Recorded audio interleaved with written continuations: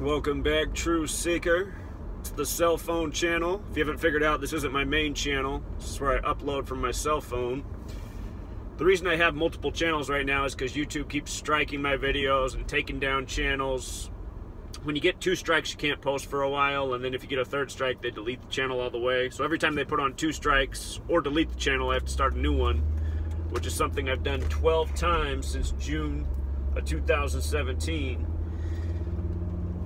Anyhow, what I want to talk about are 2 things in relation to the Stoneman Douglas High School shooting of Valentine's Day. If you missed all my work on my main channel,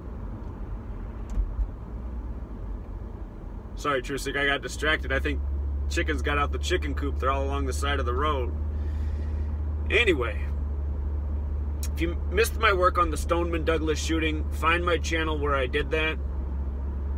2 new things that I've uncovered that I haven't made a video on yet are the woman, Carly Novell, the young woman. Her and her mother went before the cameras and they demanded action. Carly Novell supposedly goes to Stoneman Douglas High School, and then her mother supposedly, her father survived the 1949 shooting massacre in Philadelphia, which is said to be the first shooting in the history of the nation.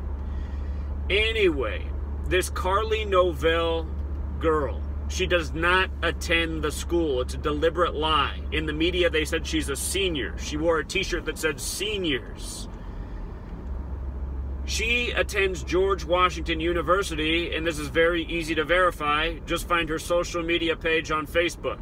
It says she goes to George Washington University. Her high school that she used to go to was Stoneman Douglas. So just think about it. She's at college, but what's the media doing? The media is saying she's a senior at the high school and she witnessed the shooting. So obvious, deliberate lie. And now we have a little motivation why she would want to lie. She's going to an expensive university. You know, is this going to pay for her tuition? So look that up. Carly Novell, she attends George Washington University, not Stoneman Douglas. You know, you've seen a bunch of these people go before the media saying they attend there, but things aren't adding up. Such as the girl with the turtleneck sweater. I mean, who's wearing a turtleneck in Florida? And what that girl told the TV, that other girl, the blonde girl with the turtleneck, she said that she was standing next to the shooter and she didn't know he was the shooter because there was shooting going on somewhere else in another part of the building. I mean, her testimony right there that was put on the news just shows that the whole thing's a lie. How could she be standing with the shooter, the accused shooter, and saying that she heard shooting going on in a different part, so there had to have been at least 2 shooters, you know? So the lies, they're just so transparent. The other thing I want to talk about is Anthony Rizzo of the Cubs. Anthony Rizzo, the first baseman, number 44. He went to Stoneman Douglas, and he's come out, and he's given his little political speech. Here's what's amazing about Anthony Rizzo, and it just goes to show what I've been saying, that the chessboard is set. They have their Masonic pawns on the sports field and government office and sheriff's office. Listen to this. You can verify all of this. Anthony Rizzo turned 28 years old August 8th. From his birthday to the date of this shooting on Valentine's Day was 191 days. It was his 191st day of being 28 years old. Remember, active shooter equals 191. That's the terminology used in all of these shootings. Active shooter on campus. Active shooter 191. Guess what Anthony Rizzo equals? 191. And it's 191 days from his last birthday. 191 is also the 43rd prime number. Now remember, the word massacre equals 43. They called this the latest St. Valentine's Massacre, Valentine's Day Massacre. Killing also equals 43, so does Masonic, so does policeman. It's always the police that are responsible for these drills that are reported as real tragedies. Consider, Valentine's Day is the 45th day of the year. Remember, Major League has gematria 45. So does the word ritual. So does the word seniors, which these students are wearing. They're wearing these black shirts that say seniors. And don't forget the Cubs, they just won the World Series after last appearing in it in 45. Illinois equals 45. Wrigley equals 45. Chicago, that's the site of the Valentine's Day Massacre in 1929, 89 years earlier. Consider the word chaos equals 89. The Masonic motto is order out of chaos. And in the videos, I covered some other parallels between the 1929 massacre and this latest shooting, plus a whole lot more. But of course, Anthony Rizzo plays for the Chicago Cubs, you know, the last city that saw a Valentine's Day tragedy. And what's interesting about the 29 massacre is it was blamed on Capone, right? Capone has gematria of 108, just like Major League, and the Cubs broke the 108-year drought and no World Series wins. Also, this high school, Stoneman Douglas, it's named after the woman Marjorie Stoneman Douglas. She died at age 108. She also happened to die on her 38th day of being 108. Death equals 38, murder equals 38, killing equals 38. So does Florida. Florida equals 38. Minnesota equals 38. She was from Minneapolis, Minnesota. Again, Minneapolis, Minnesota, home of the 612 area code. This shooting in Florida just happened 612 days after the Pulse nightclub shooting in Florida, which was on June 12th, 6/12. The word Valentine in gematria equals 612. You know? Orlando Strong equals 612.